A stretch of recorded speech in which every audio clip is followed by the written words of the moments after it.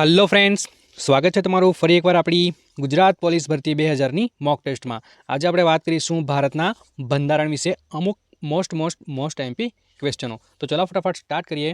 પ્રથમ જે ક્વેશ્ચન છે કે રાજ્યપાલની મહત્તમ જોગવાઈ એટલે કે રાજ્યપાલના હોદ્દા બાબતની જોગવાઈ શેમાંથી સ્વીકારવામાં આવી છે। ઓકે, મોસ્ટ એમપી ક્વેશ્ચન છે કે રાજ્યપાલ જે છે એ આપણે બંધારણમાં કઈ જગ્યાથી લેવામાં આવ્યો છે। તો રાઈટ આન્સર થઈ જશે ઓપ્શન એ, ભારત સરકાર અધિનિયમ 1935। ઓપ્શન એ જે છે આપણો રાઈટ આન્સર થઈ જશે। ડન છે। ચલો આગળનો ક્વેશ્ચન છે કે ભારતના બંધારણમાં એકલ નાગરિકતાની જોગવાઈ કયા દેશના બંધારણમાંથી સ્વીકારવામાં આવી છે।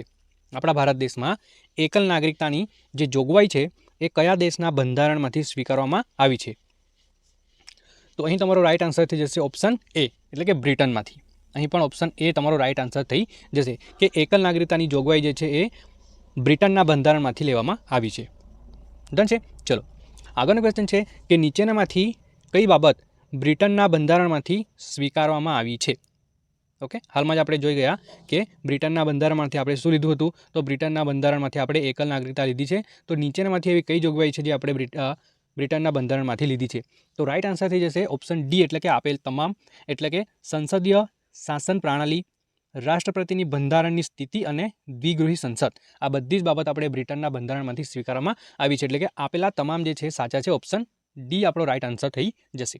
ડન છે। ચલો આગળનો ક્વેશ્ચન છે કે ન્યાયપાલિકાની સ્વતંત્રતા અંગેની જોગવાઈ કયા દેશના બંધારણમાંથી લેવામાં આવી છે અથવા તો સ્વીકારવામાં આવી છે। શાની વાત થાય છે, તો ન્યાયપાલિકાની સ્વતંત્રતાની જોગવાઈ કયા દેશના બંધારણમાંથી લેવામાં આવી છે। તો યાદ રાખો option D America, option D છે જે રાઈટ આન્સર થઈ જશે કે અમેરિકામાંથી આપણે ન્યાયપાલિકાના સ્વતંત્રતાની અંગેની જોગવાઈ લીધી છે। ડન છે। ચલો નીચેનામાંથી કઈ બાબત અમેરિકાના બંધારણમાંથી સ્વીકારવામાં આવી છે। તો રાઈટ આન્સર થઈ જશે વિદ્યાર્થી મિત્રો ઓપ્શન એ, બી, સી અને ડીમાંથી ઓપ્શન સી બંધારણીય સર્વોચ્ચતા। ઓપ્શન સી રાઈટ આન્સર થઈ જશે કે અમેરિકાના બંધારણમાંથી આપણે બંધારણીય સર્વોચ્ચતા લીધી છે અથવા તો લેવામાં આવી છે। ચલો આગળનો ક્વેશ્ચન છે કે સંસદના બંને ગૃહોની સંયુક્ત બેઠક કયા દેશના બંધારણમાંથી લેવામાં આવી છે। સ્ટારવાળો ક્વેશ્ચન છે વિદ્યાર્થી મિત્રો। ઓકે, મોસ્ટ એમપી ક્વેશ્ચન છે કે સંસદના જે બંને ગૃહોની સંયુક્ત બેઠક જે છે એ કયા દેશના બંધારણમાંથી લેવામાં આવી છે, તો ઓસ્ટ્રેલિયા।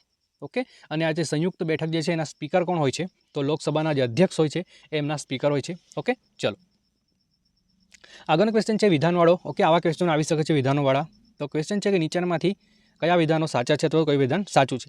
વિધાન એક છે કે આમુખનો સ્ત્રોત અમેરિકાના બંધારણમાંથી સ્વીકારવામાં આવ્યો છે। સેકન્ડ વિધાન છે કે આમુખની ભાષાનો જે સ્ત્રોત છે એ ઓસ્ટ્રેલિયાના બંધારણમાંથી સ્વીકારવામાં આવ્યો છે। તો રાઈટ આન્સર છે ઓપ્શન સી એટલે કે બંને વિધાન સાચા છે કે આમુખનો જે સ્ત્રોત છે એ અમેરિકાના બંધારણ અને આમુખની ભાષાનો જે સ્ત્રોત છે એ આપણે ઓસ્ટ્રેલિયામાંથી લીધો છે। ડન। ચલો આગળનો ક્વેશ્ચન છે કે રાજ્ય નીતિના માર્ગદર્શક સિદ્ધાંતોને કયા દેશના બંધારણમાંથી લેવામાં આવ્યા છે। આપણા એમપી ક્વેશ્ચન છે કે રાજ્ય નીતિના માર્ગદર્શક સિદ્ધાંતો કયા દેશના બંધારણમાંથી લેવામાં આવ્યા છે। તો રાઈટ આન્સર થઈ જશે એ ફોર અમેરિકા એટલે કે આયર્લેન્ડ। ઓપ્શન એ થઈ જશે આપણો આયર્લેન્ડમાંથી આપણે રાજ્ય નીતિના માર્ગદર્શનના સિદ્ધાંતો લેવામાં આવ્યા છે અથવા તો લીધા છે। ડન। ચલો આગળનો ક્વેશ્ચન છે કે જ્યારે કટોકટી લાગુ પડે ત્યારે નાગરિકતાના અધિકાર સ્થગિત કરવા અંગેની જોગવાઈ શેમાંથી સ્વીકારવામાં આવી છે। મોસ્ટ એમપી ક્વેશ્ચન છે વિદ્યાર્થી મિત્રો, સ્ટારવાળો ક્વેશ્ચન છે કે જ્યારે કટોકટી લાગુ પડે ત્યારે નાગરિકના અધિકાર સ્થગિત કરવા અંગેની જોગવાઈ શેમાંથી સ્વીકારવામાં આવી છે। ઓકે, તો રાઈટ આન્સર થઈ છે વિદ્યાર્થી મિત્રો Germany. Option D right answer થઈ જશે કે જર્મની પાસેથી આપણે કટોકટી લાગુ પડે ત્યારે નાગરિકતાના અધિકાર જે છે એને સ્થગિત કરવાની જોગવાઈ લીધી છે।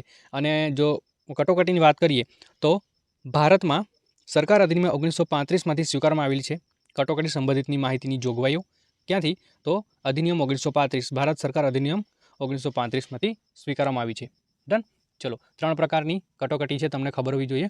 આગળનો ક્વેશ્ચન છે કે નીચેનામાંથી આમુખ સંબંધિત કઈ બાબત રશિયાના બંધારણમાંથી સ્વીકારવામાં આવેલ નથી। ઓકે, ક્વેશ્ચન પર બી તમારે થોડું ધ્યાન આપવાનું છે કે આમુખની જે સંબંધિત બાબતો છે એ રશિયામાંથી બંધારણના સ્વીકારવામાં આવેલી નથી, એવો ક્વેશ્ચન થાય છે। તો યાદ રાખો ધાર્મિક ન્યાય, ઓપ્શન બી જે છે રાઈટ આન્સર થઈ જશે કે નીચેનામાંથી જે છે એ ધાર્મિક ન્યાય જે છે બાબત જે છે એ રશિયાના બંધારણમાંથી સ્વીકારવામાં આવી નથી। ડન છે। ચલો એનો મતલબ એવો થશે કે આ ધાર્મિક ન્યાય નથી સ્વીકારવામાં આવી, તો બાકીની જે સામાજિક ન્યાય, આર્થિક ન્યાય અને રાજનૈતિક ન્યાય, આ ત્રણ વસ્તુ જે છે એ આપણે રશિયાના બંધારણમાંથી આપણા ભારતના બંધારણમાં લીધી છે. ઓકે, ધાર્મિક ન્યાય સિવાય. ચલો આગળનો ક્વેશ્ચન છે કે નીચેનામાંથી કયું વિધાન સાચું છે? ચલો વિધાનો આવી ગયા ફટાફટ પાછા. તો પહેલું જે વિધાન છે તો રાષ્ટ્રપતિ જે છે સર્વોચ્ચ સેનાપતિ આ અંગેની જોગવાઈ આયર્લેન્ડના બંધારણમાંથી સ્વીકારવામાં આવી છે, અને રાષ્ટ્રપતિની ચૂંટણીની પ્રક્રિયા આ જોગવાઈ આપણે અમેરિકાના બંધારણમાંથી સ્વીકારવામાં આવી છે. તો વિધાનોની વાત કરીએ તો અહીં બંને જ વિધાનો ખોટા છે વિદ્યાર્થી મિત્રો, એટલે ઓપ્શન આપણો ડી રાઇટ આન્સર થઈ જશે, ઓપ્શન ડી. હવે વાત કરીએ વિધાનોની, તો રાષ્ટ્રપતિની જે સર્વોચ્ચ સેનાપતિ અંગેની જોગવાઈ છે એ આપણે અમેરિકા પાસે લીધી છે, એટલે જે આ ફર્સ્ટ જે છે એ અમેરિકા પાસેથી લીધું છે. અને સેકન્ડ જે છે કે રાષ્ટ્રપતિની ચૂંટણીની જે પ્રક્રિયા છે એ આપણે લીધી છે આયર્લેન્ડ પાસેથી, એટલે આ જે છે અહીં થઈ જશે, ઓલ્ટરનેટ આપેલું છે. તો ઓપ્શન ડી આપણો રાઇટ આન્સર છે, બંને વિધાનો ખોટા હતા. ડન છે. ચલો આગળનો ક્વેશ્ચન છે, ફરી પાછા વિધાનો છે કે નીચેનામાંથી યોગ્ય વિધાન પસંદ કરો. તો રાજ્યસભાના સભ્યોની ચૂંટણી બ્રિટનના બંધારણમાંથી લેવામાં આવી છે. પછી છે કે રાજ્યસભામાં રાષ્ટ્રપતિ દ્વારા સભ્યોની નિમણૂક એ બાબત જે છે આયર્લેન્ડના બંધારણમાંથી લેવામાં આવી છે. અને થર્ડ છે કે રાજ્યસભાની સરખામણીમાં લોકસભા પાસે વધુ સત્તા બ્રિટનના બંધારણમાંથી લેવામાં આવી છે. તો વાત કરીએ આપણે ઓપ્શનની, તો ઓપ્શન સી એટલે કે 2 અને 3 જે છે એ સાચો જવાબ થઈ જશે, કે બીજું અને ત્રીજું વિધાન જે છે એ સાચું છે. જ્યારે રાજ્યસભાના સભ્યોની જે ચૂંટણીની વાત કરીએ તો બ્રિટનની જગ્યાએ આપણે દક્ષિણ અમેરિકાના બંધારણમાંથી લીધી છે. કઈ બાબત? તો રાજ્યસભાની જે ચૂંટણીના સભ્યો જે છે એ બ્રિટન નહીં પણ દક્ષિણ અમેરિકાના બંધારણમાંથી આપણે લીધું છે. ડન છે. ચલો આગળનો ક્વેશ્ચન છે, રાષ્ટ્રપતિનો મહાભિયોગ સંબંધિત જોગવાઈ કયા દેશના બંધારણમાંથી સ્વીકારવામાં આવી છે? ઓકે, રાષ્ટ્રપતિની જે મહાભિયોગની પ્રક્રિયા જે છે એ સંબંધિત જોગવાઈ કયા દેશના બંધારણમાંથી આપણે સ્વીકારી છે? તો ઓપ્શન બી અમેરિકા પાસેથી. કોના પાસેથી? ઓપ્શન બી અમેરિકા પાસેથી. ડન છે. ચલો આગળનો ક્વેશ્ચન છે મસ્ત મજાનો, ફરી વિધાનવાળું, કે નીચેનામાંથી કયું વિધાન સાચું છે અથવા તો કયા વિધાનો સાચા છે?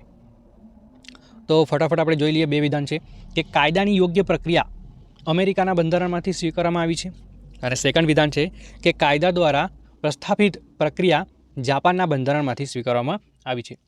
તો વાત કરીએ બંને વિધાનોની, તો બંને વિધાનો અહીં સાચા છે, એટલે કે ઓપ્શન સી તમારો સાચો જવાબ થઈ જશે, કે કાયદાની યોગ્ય પ્રક્રિયા જે છે એ અમેરિકા પાસેથી અને કાયદા દ્વારા પ્રસ્થાપિત પ્રક્રિયા જે છે એ જાપાન પાસેથી આપણે લીધી છે. ડન છે. ચલો આગળનો જે ક્વેશ્ચન છે કે નીચેનામાંથી કયું વિધાન સાચું છે? ફરી વિધાનવાળું, તો મૂળભૂત અધિકારો રશિયા પાસેથી લીધા અથવા તો સ્વીકાર્યા છે, અને મૂળભૂત જે ફરજો છે એ અમેરિકાના બંધારણમાંથી સ્વીકાર્યા છે. તો અહીં બંને વિધાનો ખોટા છે. Okay, option d right answer થશે. આ ક્વેશ્ચનમાં જે વિધાનો છે એ ઓલ્ટરનેટ છે. અધિકારો જે છે મૂળભૂત અધિકારો એ આપણે અમેરિકા પાસેથી લીધા છે, અને મૂળભૂત ફરજો છે એ આપણે રશિયા પાસેથી લીધી છે. ઓકે, ચલો આગળનો ક્વેશ્ચન છે, ફર્સ્ટ પાસ્ટ ધ પોસ્ટ અંગેની જોગવાઈ કયા દેશના બંધારણમાંથી સ્વીકારવામાં આવી છે? ઓકે, જે આ ઇંગ્લિશ સેન્ટેન્સ છે કે ફર્સ્ટ પાસ ધ પોસ્ટ, આ અંગેની જોગવાઈ કયા દેશના બંધારણમાંથી સ્વીકારવામાં આવી છે? તો option A Britain. Option A તમારો રાઇટ આન્સર થઈ જશે, કે આપણે બ્રિટન પાસેથી સ્વીકારવામાં આવી છે. ચલો આગળનો ક્વેશ્ચન છે કે કેન્દ્ર રાજ્ય વચ્ચે શક્તિઓનું વિભાજન અંગેની જોગવાઈ કયા દેશના બંધારણમાંથી આપણે સ્વીકારેલી છે? આઈએમપી છે, પૂછાઈ ગયેલો ક્વેશ્ચન છે. જે કેન્દ્રો જે છે એ કેન્દ્રો અને રાજ્યો, ઓકે અહીં આવું આપવું જોઈએ કે કેન્દ્રો અને રાજ્યો વચ્ચે શક્તિઓનું વિભાજન અંગેની જે જોગવાઈ છે એ કયા દેશના બંધારણ, ઓકે દેવા આપેલું છે પણ દેશના બંધારણમાંથી સ્વીકારવામાં આવેલી છે? તો એ છે કેનેડા પાસેથી. ઓપ્શન સી તમારો રાઇટ આન્સર થઈ જશે. ડન છે.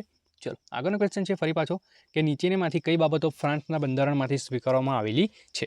ઓકે, ફ્રાન્સના બંધારણમાંથી હમણાં સુધી આપણને ખબર હતી કે સમાનતા, બંધુત્વ અને બિનસાંપ્રદાયિકતા, અથવા તો સ્વતંત્રતા, સમાનતા અને બિનસાંપ્રદાયિકતા, એટલે કે આપણે સેકન્ડ, થર્ડ અને ફોર્થ. જ્યારે ગણતંત્ર અને બંધુત્વ, તો આ પણ જોડે જોડે યાદ રાખવાનું છે, એટલે આપણો રાઇટ આન્સર થઈ જશે 1, 2, 3 અને 5.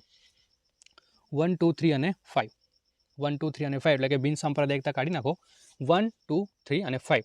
ગણતંત્ર, સ્વતંત્રતા, સમાનતા અને બંધુત્વ, આ જે ચારે શબ્દો જે છે એ આપણે ફ્રાન્સના બંધારણમાંથી લેવામાં આવ્યા છે. તો બિનસાંપ્રદાયિકતા તમારે કોમેન્ટ કરવાનું છે કે એ આપણે ક્યાંથી લીધું છે. ઓકે, બિનસાંપ્રદાયિક જે છે એ ક્યાંથી લીધું છે. ચલો આગળનો ક્વેશ્ચન છે, સર્વોચ્ચ ન્યાયાલય અને ઉચ્ચ ન્યાયાલયના ન્યાયાધીશોને દૂર કરવા માટેની જે પ્રક્રિયા છે એ કયા દેશના બંધારણમાંથી આપણે લીધી છે?